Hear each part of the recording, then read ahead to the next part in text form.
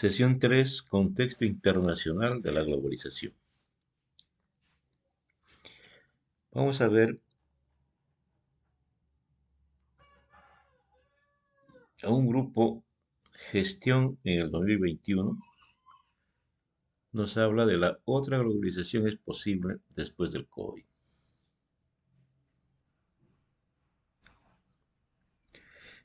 Hoy no vemos desglobalización, sino que hemos visto una ralentización de los flujos comerciales durante los confinamientos, pero que se debió a la parálisis de la producción y no a las cadenas de valor mundiales. Opina Cecilia Bellora, economista en el Centro de Estudios Prospectivos y de Informaciones Internacionales. La crisis sanitaria no desembocó en la desglobalización deseada por algunos, pero la ultraglobalización es ahora frenada por estados que quieren recuperar parte de su soberanía industrial. Anterior a la irrupción del COVID-19, el proceso de globalización fue avivado por la pandemia que salió de China y se propagó por todo el planeta.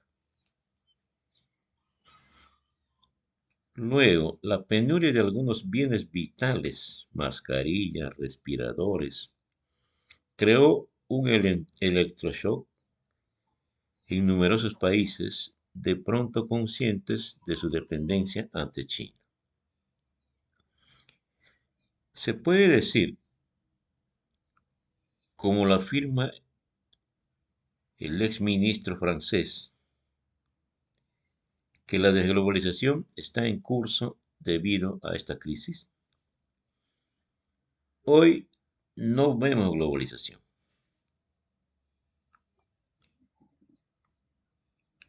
En el 2020, los intercambios comerciales solamente cayeron 9.2%, según la OMC, que asegura una recuperación de 7.2% en el 2021. De forma inesperada, el comercio de los productos más integrados en las cadenas de valor es el que menos cayó, a diferencia de lo que pasó en el 2008. En efecto, la crisis actual afectó a los servicios más que al sector manufacturado. En cambio, en el 2008, los problemas del sector bancario privaron a las empresas de créditos para comerciar.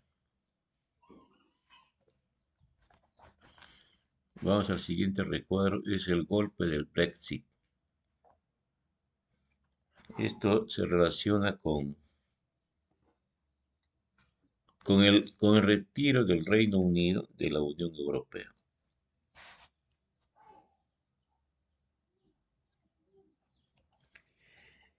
Isabelle Mergent, profesora en Francia de la Escuela Politécnica, da el ejemplo del sector del automóvil, donde pese a las actuales tensiones en el suministro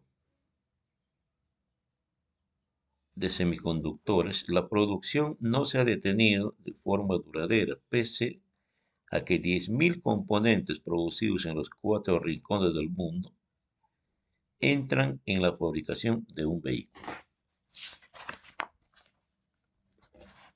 Para este economista, el Brexit supuso un golpe mucho más duro que el virus para Europa, dada la importancia del Reino Unido y su gran integración en las cadenas de valor. En enero de 2020, las exportaciones británicas hacia la Unión Europea cayeron 41%, mientras que las importaciones procedentes de Europa retrocedieron 29%. Para el exdirector de la OMC, Pascal Lamy, la crisis de COVID-19 reveló las virtudes y los defectos de esta globalización. Por un lado, hemos asistido a la producción científica de una vacuna en tiempo récord. Por el otro, Lamy lamentó la velocidad de propagación de esta epidemia y el hecho de que no tengamos una gobernanza para hacer frente a este tipo de amenazas. Para él, esta crisis va a cambiar el modo de la globalización.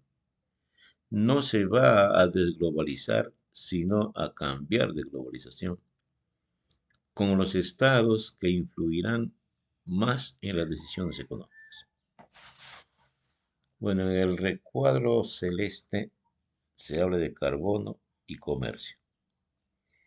Y ya es el caso. El presidente de Estados Unidos, Joe Biden, criticó las inaceptables penurias que pusieron el año pasado en riesgo al personal sanitario y firmó a fines de febrero un decreto para someter a estricto escrutinio a las cadenas de suministro estadounidenses de bienes esenciales.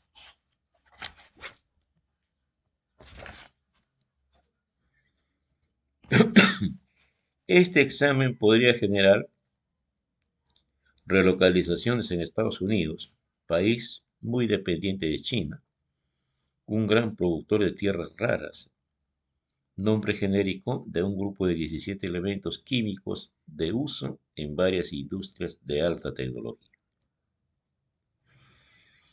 Por su parte, la Comisión Europea multiplica los anuncios para reforzar la soberanía tecnológica de Europa frente a China y Estados Unidos. Pero para Isabel Mejean, la globalización post-COVID deberá asimismo unir temas de carbono y comercio, ya que importamos buena parte de nuestra contaminación. Muy bien, vamos a ver,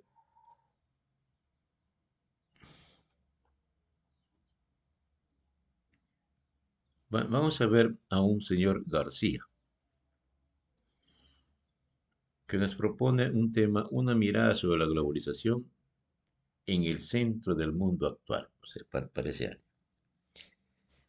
Si bien la idea de globalización es un concepto moderno, no es nuevo, entre las décadas del 50 y el 90, la era postindustrial tomó forma y empezó a integrar la actividad humana según una escala global en las áreas de economía, tecnología y medio ambiente.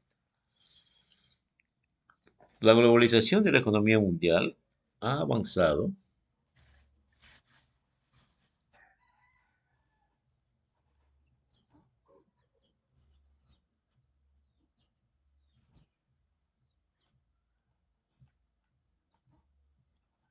Bueno, no sé qué pasó, pero seguimos.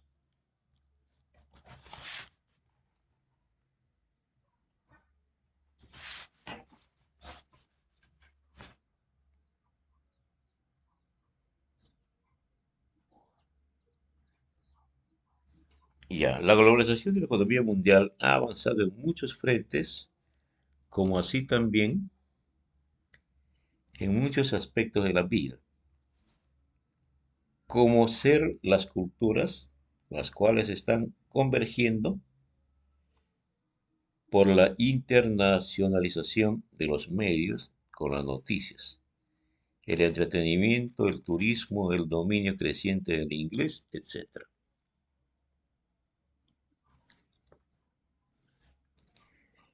Pero esto tampoco es algo nuevo,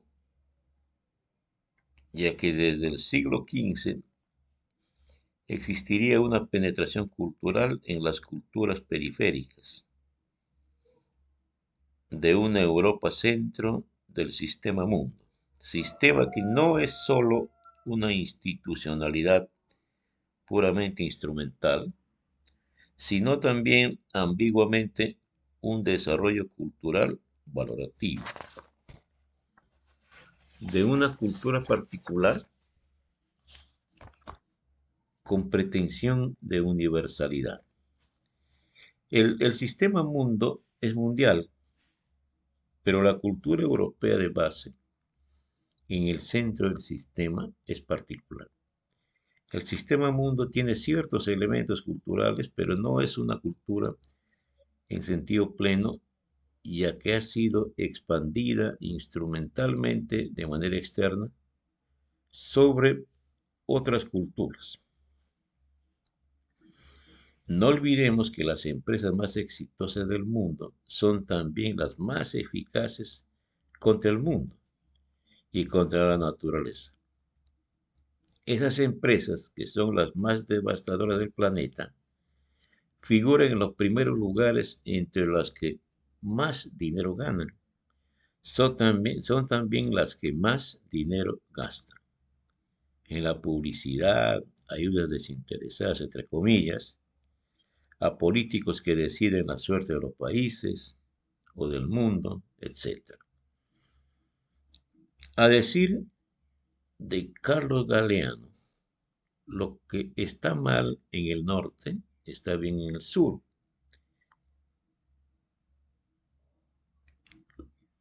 Lo que en el norte está prohibido, en el sur es bienvenido.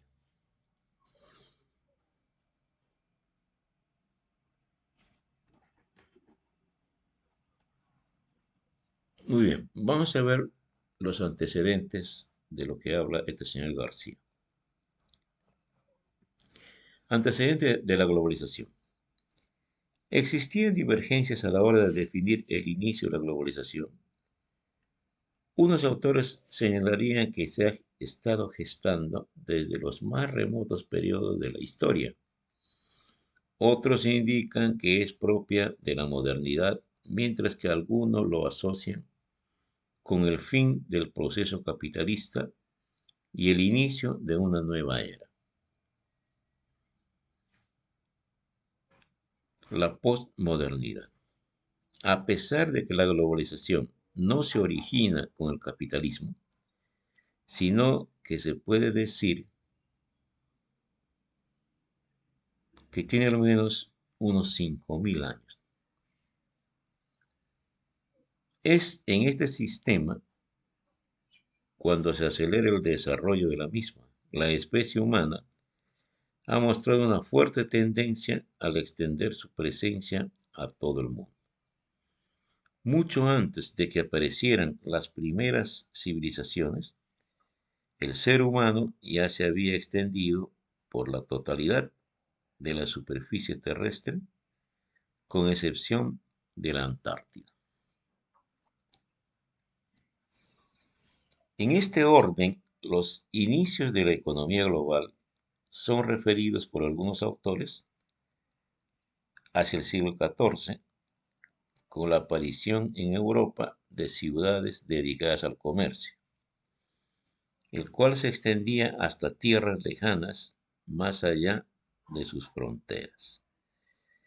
Esta actividad de intercambio comercial que da inicio a las relaciones internacionales fue la que a su vez estimuló y generó las expediciones hacia otros lugares del planeta a partir del siglo XV, según Vargas en el 2000. Sin embargo, este intercambio era de carácter unilateral y se daba entre regiones claramente definidas. En este sentido, la famosa travesía de Cristóbal Colón en 1492 no constituye en sí misma un hecho inédito, pero a partir de ahí se abre camino a una expansión global de la civilización europea que conquistará y colonizará bajo su dominio la mayor parte del mundo, a excepción de China y Japón, hasta el siglo XVIII. Esto se hizo por medio de la violencia de las armas, donde los ejércitos españoles, portugueses, ingleses, franceses, norteamericanos ocuparon territorialmente lugares estratégicos, vencieron por la tecnología militar a sus contrincantes, los redujeron a su dominio sin condiciones. Esta es la otra cara de la modernidad que desde Kant no se ha considerado y que es constitutiva al ser de la modernidad. Del sistema mundo, así que estamos considerando su más reciente globalización, entre paréntesis, en la época de las transnacionales, después de la llamada Segunda Guerra Mundial. En cuanto a la estructura política del sistema mundo, también podemos decir que ya tiene 500 años. Se organizó sobre la violencia militar, sobre un sistema político,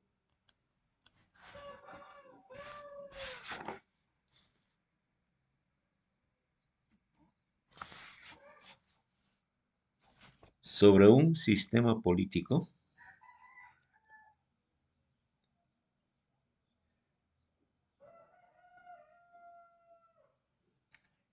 que alcanza un Estado de Derecho, que se llamó, por ejemplo, en América Latina, el Estado de Indias.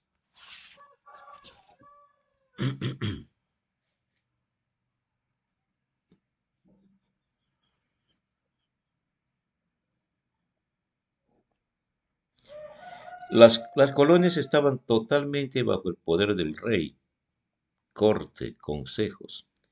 Por otro lado, los habitantes de las colonias tenían un estatuto político cercano a cero. No tenían derecho alguno ante el poder de Europa. La explotación económica, estructural, dominación militar y muy especialmente la domesticación cultural son producto de las mismas élites que lideran la emancipación. Es decir, que en el sistema mundo la periferia no contaba. En la actualidad se vuelve a repetir la historia, la situación neocolonial es una continuación de la dominación política colonial. Como ejemplo, a nivel militar, podemos decir que el Pentágono ha reemplazado el poder militar de las antiguas metrópolis europeas y lo cumple ahora con una tecnología computarizada insuperable. Desde un punto de vista económico, la inmensa transferencia de riquezas que comenzaron a fluir desde las colonias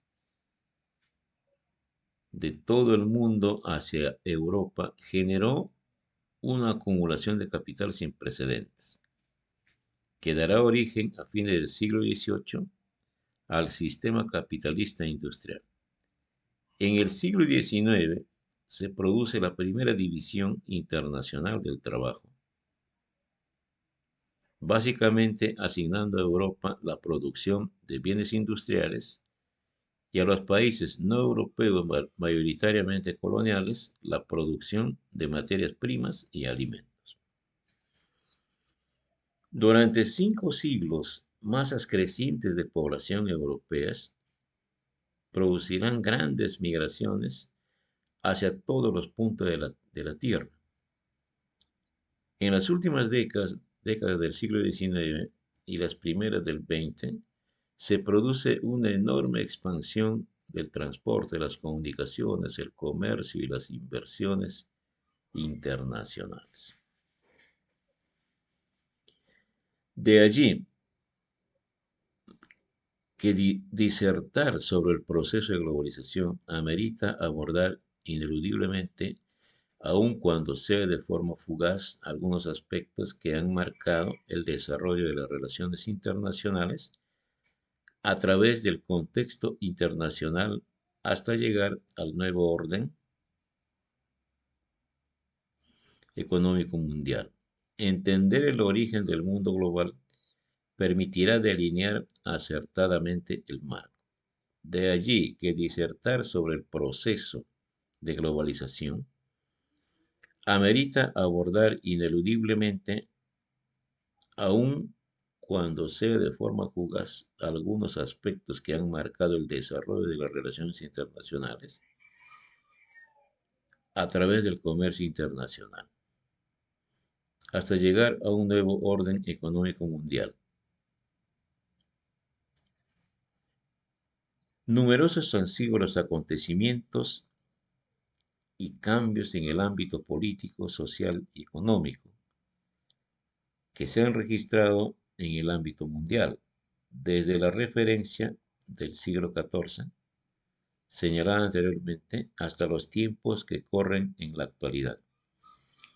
Hablar de la revolución industrial, el socialismo, el comunismo y el respectivo derrumbamiento del muro de Berlín y la caída del imperio soviético, el capitalismo, los planes de recuperación posguerra mundiales y el neoliberalismo, entre otros, permitirá realizar un análisis profundo de la dimensión, evolución y perspectiva de la globalización. Concepto de globalización. Un término estrechamente relacionado con la globalización es el neoliberalismo. Existen diversas definiciones de neoliberalismo. Sin embargo, todas ellas contienen la misma esencia, que es el crecimiento económico. En la respuesta a las necesidades humanas y la manera de conseguirse se apoyan en la acción individualista de las personas. En un marco de libre mercado en el que las relaciones económicas son de carácter privado y deben estar libres de intervención estatal. La acción del Estado debe reducirse al logro de una estabilidad social que proteja la propiedad privada y el proceso de acumulación capitalista, además de crear un marco económico estable para el libre desenvolvimiento de los agentes privados en los mercados. Los elementos señalados en la definición anterior están contenidos en la denominada visión o consenso de Washington, que justifica y da vida al neoliberalismo, culminando en la internacionalización de las economías, lo que para diferentes autores no es más que la globalización como máxima expresión del neoliberalismo. O enlazado de otra forma, la globalización es el resultado de la expansión de todo el mundo del neoliberalismo.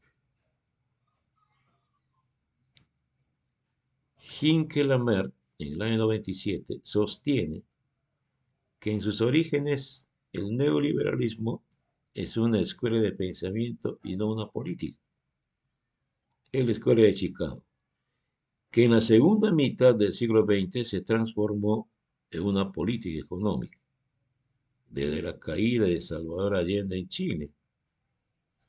La formalización de esta política implicó y sigue implicando la aplicación del ajuste estructural en toda Latinoamérica. Cabe señalar que no se está considerando la globalización y el neoliberalismo como términos sinónimos. Sencillamente es el resultado de una concordancia entre el fenómeno físico de la globalización y el fenómeno ideológico del neoliberalismo, según Lamarck en el 2001. Definición. Al hablar de globalización, se hace referencia al proceso económico, social, político y ecológico, bueno, para algunos hay otros ámbitos más, que tiene lugar en el ámbito mundial, por el cual cada vez existe una mayor interrelación económica entre unos lugares y otros, por más alejados que estén. En este orden, cada vez más ámbitos de la vida son regulados por el libre mercado. proporcionando a las grandes empresas multinacionales o megacorporaciones un mayor control y poder, inclusive superior a los estados-nación. Algunos autores, como el caso de Hinkelamert, utilizan el término de globalización haciendo referencia a las amenazas globales que se originan de la misma, prefiriendo hablar de totalización en lugar de globalización, ya que el énfasis estaría puesto en la totalización de los mercados. Los adelantos en la tecnología de las telecomunicaciones e informática alentaron un modo de vida global que no solo facilita las operaciones comerciales y financieras de las megacorporaciones, sino que inclusive se expresa en las formas simples de vida de los individuos de cualquier país, tal como en la moda, las costumbres, la música, la gastronomía, etc. De allí que definir explícitamente el concepto de globalización estará delineado desde el enfoque que se adopte. Considerar el mundo como un gran hipermercado global en el cual se producen, se adquieren y se comercializan productos en cualquier parte del planeta es referirse a la globalización desde el enfoque económico, favorecido por la apertura y liberalización de los mercados, así como por el impacto de la actual evolución tecnológica. Sin embargo, el proceso de globalización entraña una interdependencia de las sociedades como si las fronteras geográficas, materiales y espaciales del planeta desaparecieran, apoyado este escenario por las redes de comunicación que integran o engloban todas las actividades del planeta, tanto desde el enfoque económico como desde el enfoque social, cultural, laboral, político, tecnológico, ambiental, etc. Plantear por separado cada una de las perspectivas señaladas satisface en un momento determinado una postura singular, lo cual es valedero según los intereses. No obstante, en aquellos escenarios donde se debate sobre el desarrollo y bienestar de una localidad, país o región, integrar todas estas perspectivas debe ser la regla, evitando la miopía individualista de cada una de ellas, en especial de la perspectiva económica.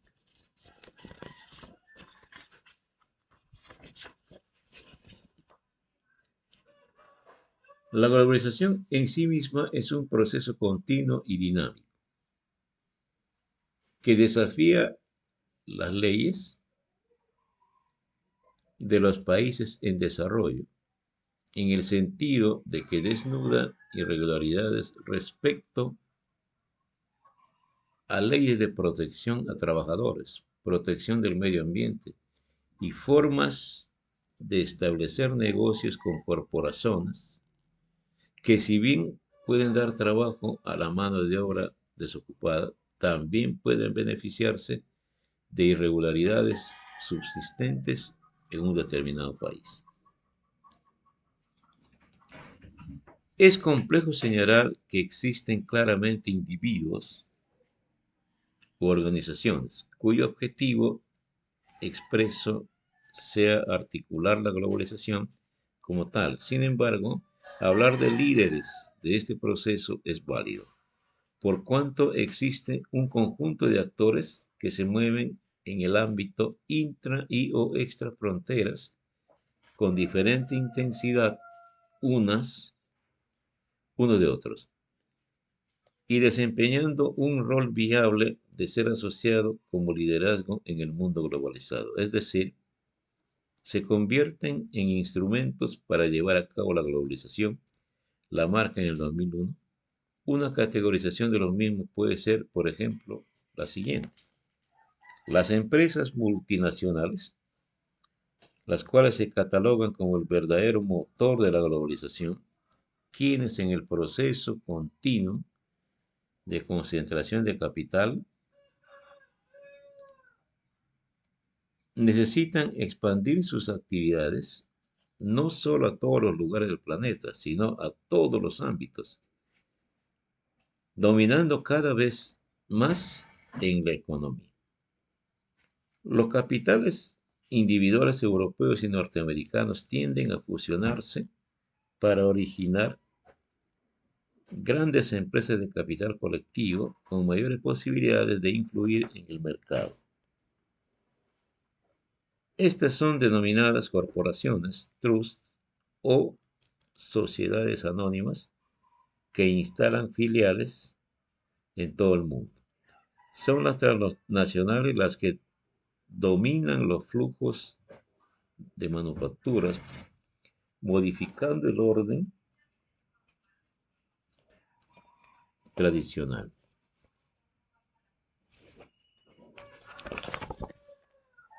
Los organismos, otro punto u otro ejemplo, los organismos internacionales, los grandes organismos económicos internacionales, considerados como gigantescas burocracias como el Fondo Monetario Internacional, el Banco Mundial, la Organización Mundial de Comercio, el Grupo 7, la OCDE, el Foro Económico Mundial, ONGs, etcétera, juegan un papel fundamental para la configuración del nuevo orden mundial. El poder económico y político que se centraliza desde estas instituciones se transforma mediante la exportación e imposición de modelos de desarrollo, de tecnología y de expertos en el ámbito mundial. Coincidiendo con esto, Hinkelhammer en el 97 considera que hay una imposición de los tecnócratas de la economía por encima de los poderes políticos que está vinculado a la totalización de los mercados, denominando criterios principalistas el comercio libre, al comercio libre, la libertad para el capital, especulativo o no, entre otros. Otro ejemplo, los organismos regionales, los bloques económicos regionales y subsistemas globales han sido los grandes aliados de la globalización. El libre mercado ha exigido la integración de los estados en bloques económicos regionales, con mayor fuerza y poder en aquellos bloques que están conformados mayoritariamente con países del centro en relación con los bloques que como respuesta han intentado los países de la periferia. Se puede mencionar, entre otros organismos, a la Unión Europea, APEC, es la Comisión Económica Asia-Pacífico, al Tratado de Libre Comercio de América del Norte, Mercosur, CAN, ASEAN en el sudeste asiático, entre otros. Los estados han adoptado políticas monetarias y fiscales de estabilidad macroeconómicas, aportando la infraestructura básica para la actividad económica global. Aeropuertos, puertos, autopistas, redes de comunicación, subvenciones y exenciones de impuestos, etc. Para Hinkelhammer, en el 97, el papel del Estado frente a un sistema económico sería el de entidad de apoyo, es decir, se estaría al servicio de la empresa multinacional, inclusive para financiarla transformándose en una máquina para pagar incentivos y subvenciones al capitalista. En suma, la globalización ha sido considerada por algunos autores como un proceso beneficioso y clave para el desarrollo económico en el mundo, inclusive inevitable e irreversible, mientras que otros la considerarían como causante de una mayor desigualdad dentro de cada país y entre los distintos países. Dentro de las ventajas que justifican la permanencia del proceso de globalización en el mundo, se puede mencionar las siguientes.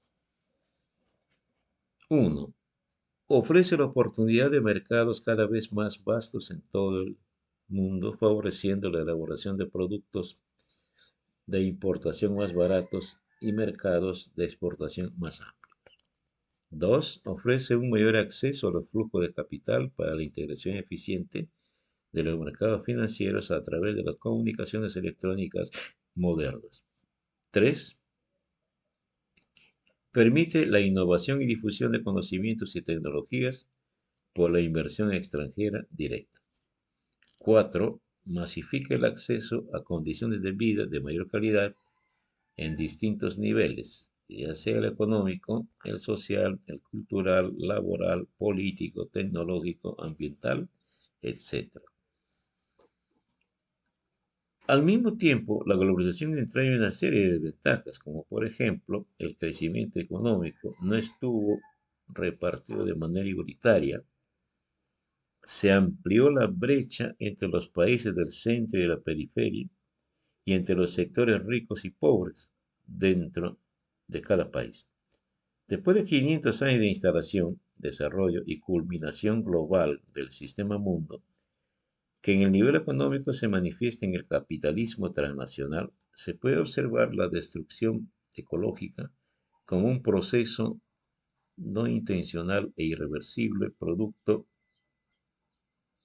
de una tecnología devastadora, el aumento ilimitado de la tasa de ganancia, el empobrecimiento de la mayoría de la humanidad y o extinción de la misma por hambre y otras, la posible extinción de la especie Homo es el último límite del que se viene hablando en el sistema mundo, según Dussel en el 98.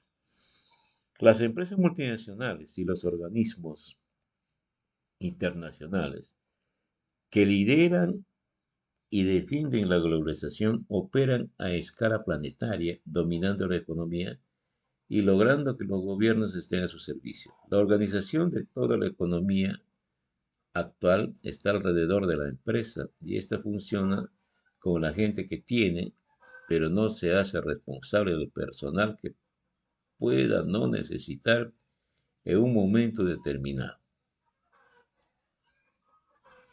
Hinkelamer. En resumen, las amenazas globales comenzarían con la bomba atómica, seguiría la crisis del medio ambiente, el surgimiento de la tecnología genética y la amenaza de la exclusión de la población.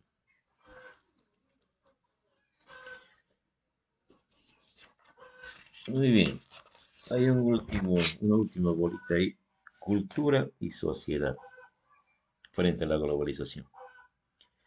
Considerar al proceso de globalización como algo económico político implica ver solo dos aristas del proceso, descuidando el hecho que es un tema complejo y de que en la esencia de todo se encuentra el ser humano y sus circunstancias ambientales, históricas y culturales.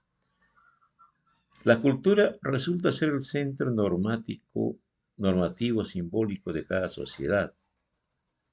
La interiorización que los miembros de una cultura concreta hacen de sus sistemas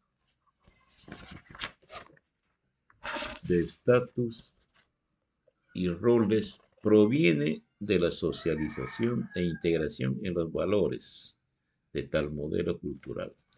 En definitiva, lo que los individuos interiorizan son clasificaciones en las que subrayan factores de toda índole y que van desde normas y símbolos hasta motivaciones e intereses ajenos a los del mismo sujeto y que provienen de los grupos hegemónicos que dominan las estructuras de poder y control colectivo, según Adorno y Horkheimer en el 79. Uno de los hechos más característicos de la sociedad postindustrial ha sido la importancia del sistema de la comunicación de masas, la publicidad, la propaganda, las diferentes técnicas de difusión, etc., imponen sus clasificaciones del mundo y hacen surgir un nuevo modelo cultural con normas, valores, símbolos y códigos de conducta propios y específicos, y de enorme influencia social. El estado de bienestar y la sociedad de consumo se convierten en los ejes para el encauzamiento y asimilación de las enormes poblaciones a partir de la superación de los años de posguerra.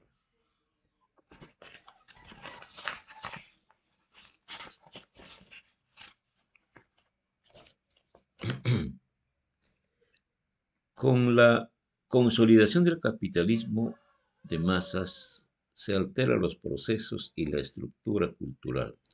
El nuevo modelo simbólico ideológico se centraría principalmente en tres características. A. La sociedad de consumo de masas. B. La mercantilización de los procesos sociales. Y C. El mercado de producciones ideológicas.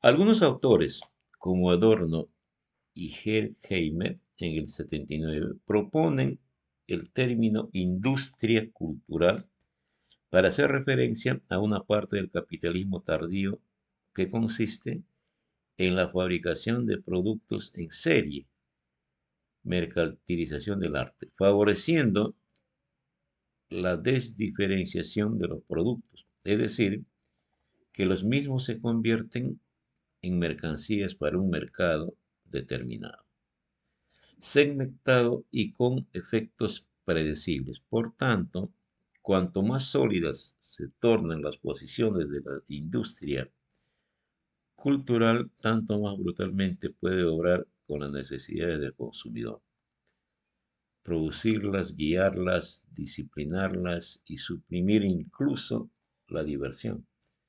Para el progreso cultural no existe aquí ningún límite.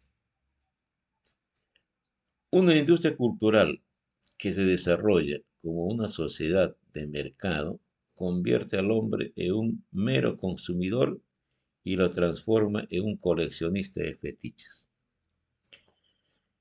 Por lo anterior, se habla de pseudocultura como el nuevo modelo cultural valorativo e ideológico surgido de los más media y de las industrias dedicadas a la creación de mensajes estandarizados y al ocio de las enormes masas de la sociedad de consumo, anulando la capacidad de análisis causal y crítico del ser humano, convirtiéndolo en un sujeto pasivo y individualizado. La pseudocultura, en definitiva, supone la frivolización y trivialización artificial de las creaciones esenciales del espíritu humano, la fragmentación de los efectos cognitivos y psicológicos, la uniformidad de mensajes y la homogenización de los públicos. De aquí que esta ideología resulte ser la economía de los siglos XX y XXI.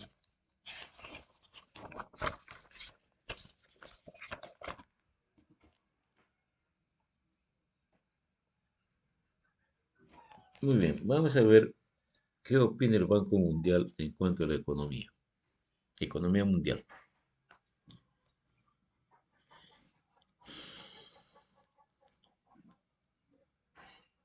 Se expandirá en un 4% en 1921. La distribución de vacunas y las inversiones son clave para sostener la recuperación. Seguirá habiendo riesgos para el desarrollo en tanto que la actividad económica y los ingresos probablemente se mantendrán por debajo de lo normal durante un periodo prolongado. Ciudad de Washington, 6 de enero del 21 o 5 de enero. Se espera que la economía mundial se expanda un 4%, suponiendo que la distribución inicial de las vacunas contra la COVID-19 se amplíe a lo largo del año. Sin embargo, es probable que la recuperación sea moderada, a menos que los encargados de la formulación de políticas actúen con decisión para controlar la pandemia y apliquen reformas que aumenten las inversiones, según la edición de enero de 2021 del informe Perspectivas Económicas Mundiales que publica el Banco Mundial. Aunque la economía mundial está creciendo de nuevo tras una contracción del 4,3% en el 2020, la pandemia ha causado un gran número de muertes y enfermedades, ¿no?, adicionales.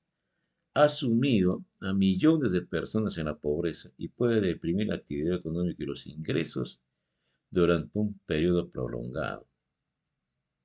Las principales prioridades políticas a corto plazo son el control de la propagación del COVID y la garantía de una distribución rápida y amplia de las vacunas. Para apoyar la recuperación económica, las autoridades también tienen que facilitar un ciclo de reinversión destinado a lograr un crecimiento sostenible que dependa menos de la deuda pública. Si bien la economía mundial parece haber entrado en una recuperación moderada, los encargados de la formulación de políticas se enfrentan a desafíos enormes en materia de salud pública, gestión de la deuda, políticas presupuestarias, banca central y reformas estructurales.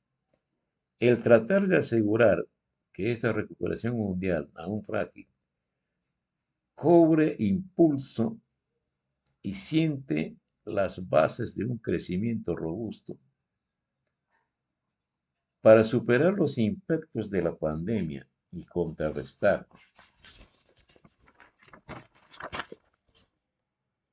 los factores adversos que afectan las inversiones, es necesario dar un gran impulso a la mejora del entorno empresarial, aumentar la flexibilidad del mercado laboral y de productos y reforzar la transparencia y la gobernanza.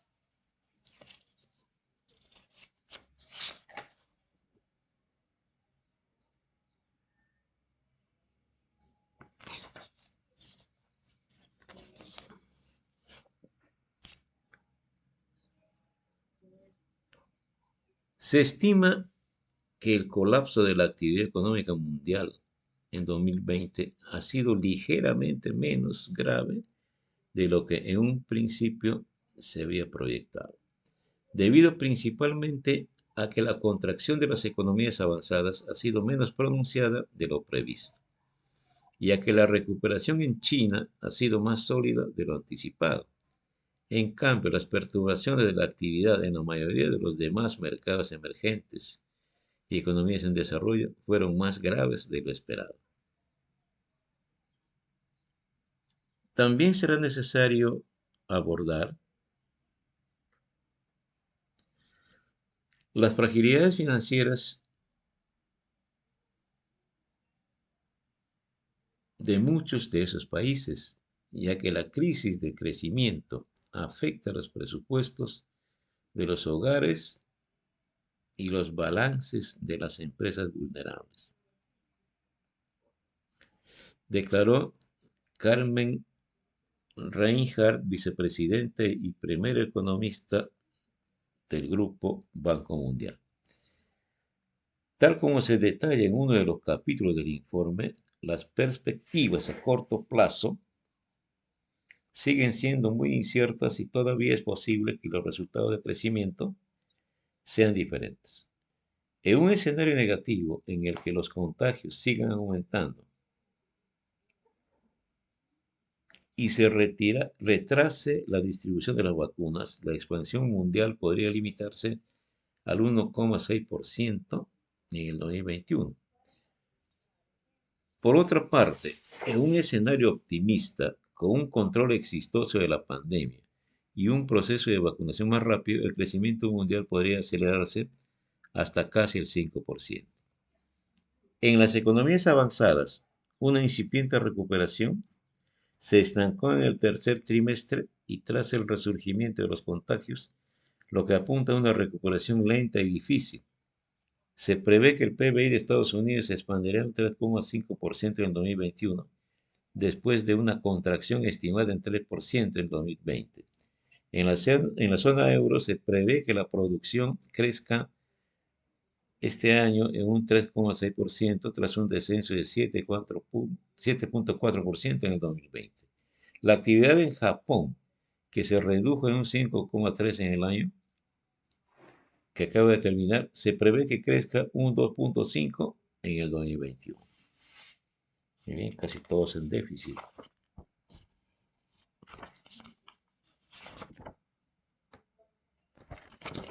Muy bien, vamos a ver las perspectivas mundiales. Aunque la economía mundial está saliendo del colapso provocado por la pandemia, se espera que la producción económica mundial se expanda un 4% en el 2021, pero aún se mantenga en más de 5% por debajo de su tendencia prepandémica. Además, existe un riesgo material de que los contratiempos en la contención de la pandemia u otros eventos adversos descarrilen la recuperación. Crecimiento en economías de mercados emergentes y en desarrollo, las siglas MD, se prevé que se afirme al 5% en el 2021. Pero también se espera que la producción de las MD se mantenga muy por debajo de su proyección prepandémica. La pandemia ha exacerbado los riesgos asociados con una ola de acumulación de deuda global. Los niveles de deuda han alcanzado máximos históricos, lo que hace que la economía mundial sea particularmente vulnerable a la tensión del mercado financiero. Es probable que la pandemia agrave la desaceleración largamente esperada en crecimiento potencial durante la próxima década, socavando las perspectivas de reducción de la pobreza. El nivel elevado de la incertidumbre en torno a las perspectivas mundiales destaca el papel de los responsables políticos a la hora de aumentar la probabilidad de un mejor crecimiento.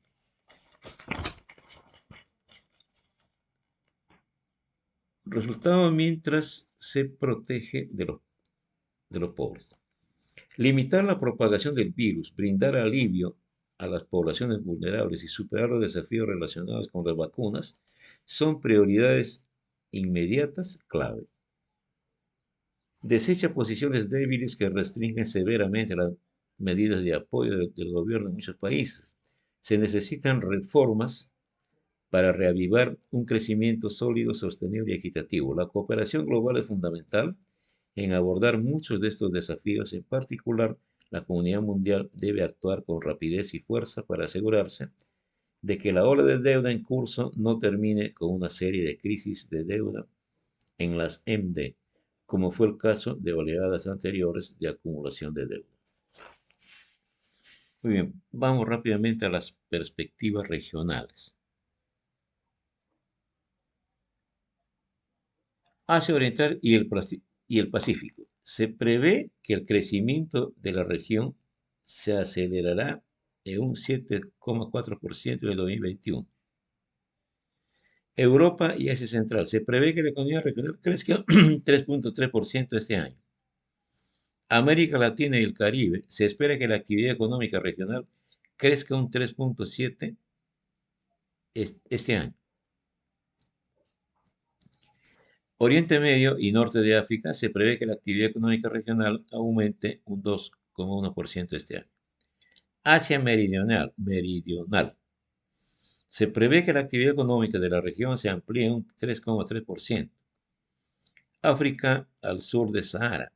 La actividad económica de la región está en camino de aumentar en un 2,7%.